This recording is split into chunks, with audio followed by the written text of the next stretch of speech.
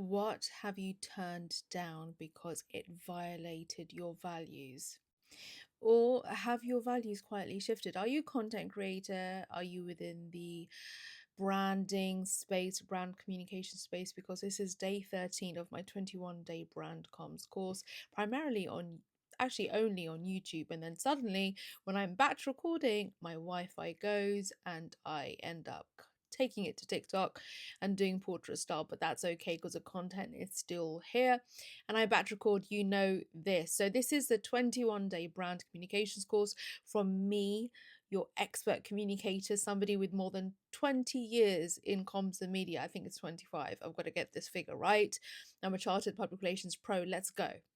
So, day 13 is all about your North Star and your values. And over the past 12 days, we've been looking at various things. The first 6 days were about your audience, how you communicate authentically, but authenticity is supposed to serve your customer, not you, or your user, your audience, not you.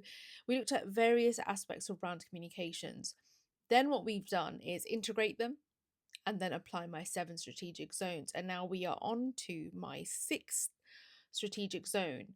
And this lens helps us to look at our brand communications in a much more strategic way. And remember, Serena's playbook is all about leveling up your strategic thinking.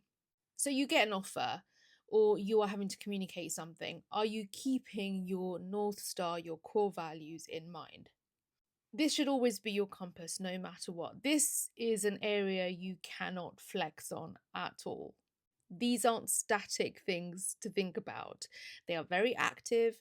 They're the kind of lenses, filters that you've got to use when you're making decisions, when you're making statements, especially when you are under constant pressure. And if you recall from previous, I think it was day 12 or day 11, we were talking about having to make statements and how sentiment's constantly changing. But if you keep to your fixed core value statement, your North Star, no matter what changes out there, because your script for your North Star took some thought, took some drafting, and so it's hopefully it should stand the test of time. You might have to iterate, you might have to tweak now and then, but it should be the thing that you rely on, especially when you have to make a statement. So, have you violated your North Star, uh, your values, your principles as a brand? If you are doing the communicating, the comms for a client and their brand, are you aware of what their no go areas are? What is it that is so antithetical to them and their brand? Every opportunity counts, whether it's a collaboration or a trend that you are jumping on. You've got to think about your boundaries around your core values.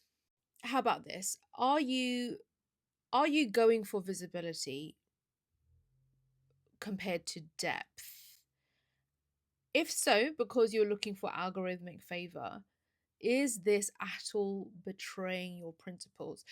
As an example, are you looking to be a brand that is much more reserved, more mysterious, and now you're just churning out the short content? What will that say about you as a brand?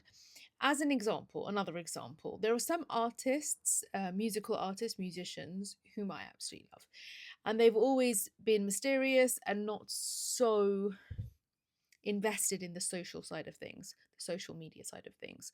And now I've noticed they've had to now use TikTok, or they've been much more thoughtful and they've said, well, if you really are going to make me do this, I'll get on Substack. So you have options. You have options because that artist that never did social media, only when they had to let their fans and listeners know that they're on tour or they've got new music out, is now saying, okay, I'm not the type who's going to jump on every dance trend or jump on every social media gimmick. But if you need me to communicate more and to be visible, I'll do Substack. I'm thinking of an artist in particular, and they, as a singer, are posting poems on Substack. I absolutely love it. And so that's very much in keeping with the brand's values because they don't create throwaway music. That's one example. Now, all the considerations that we've been going over for the past 13 days, or was it 12 days, right? This is day 13. We have had to remember that everything overlaps. Nothing is ever in isolation. To be a strategic thinker, to be an effective communicator for a brand, you have to accept that you're dealing with complexity, and in complexity, there's lots of uncertainty and things are constantly moving. So you can't deal with things in isolation. Now, there are some things that you can predict, and if you followed my reputational and risk readiness episode, then you will know that there are certain things you can anticipate if you do the right risk assessment. But there's also just the kind of magical spontaneity, sometimes damaging spontaneity, and you've just got to be agile with it. You've got to figure it out.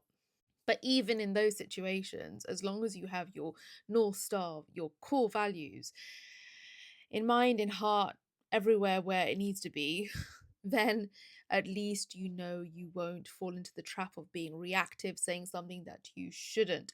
How have you found now 13 days of my 21-day brand communications course only on YouTube? Although, because of my connectivity issues, I've had to come over here to TikTok as well. But it's still the same content. There's no whiteboard, but still the same content. I hope you enjoyed this episode. If you haven't already, subscribe, follow, please do, and I'll see you tomorrow. And tomorrow is all about reflexivity and the bricklayer mindset I talk about a lot because of my systems thinking background. And I came across this concept of bricolage and using essentially everything at your disposal, all your skills, all of your talents.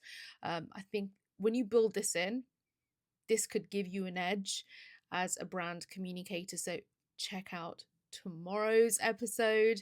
And if you haven't already, just go ahead and check out all the different YouTube playlists, only on YouTube, all the different YouTube playlists where I focus on each strategic zone, as well as many other areas of brand communications and strategic thinking as a content creator, a media and comms student, an entrepreneur, someone building a brand in public.